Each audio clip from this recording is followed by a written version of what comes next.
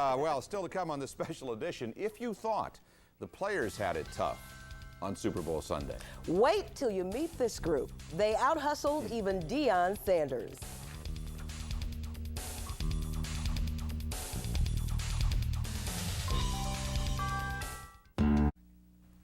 Were you one of the many who dialed up that perfect Super Bowl dinner? It's the easiest meal to make, and you don't miss a single play.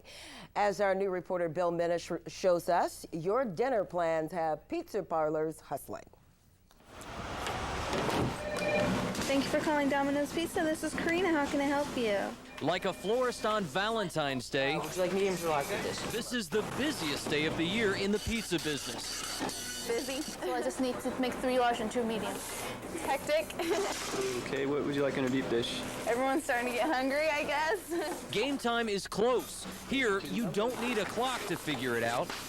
Yeah, 3rd college upper. Pepperoni on the second? Because everyone's just like kicking back. They don't want to go out and get food, so they just order it, have it delivered to them. No kickback time allowed on the line. From order to oven, they get 2 minutes.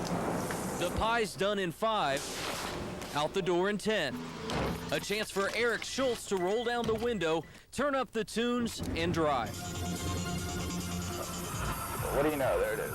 Schultz chooses to work today. Super Bowl means super tips. Everybody drinking beer and getting drunk, tips tend to be a little more extravagant than usual.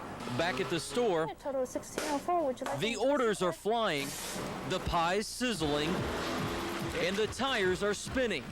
Don't worry, sir, your football feast is on the way. From La Jolla, Bill Minish, KNSD News. Well, Domino's nearly doubled its work staff to handle today's extra business. And in case you're wondering, they were expecting to make nearly 250 pizzas today. And that's a lot of pies. A lot of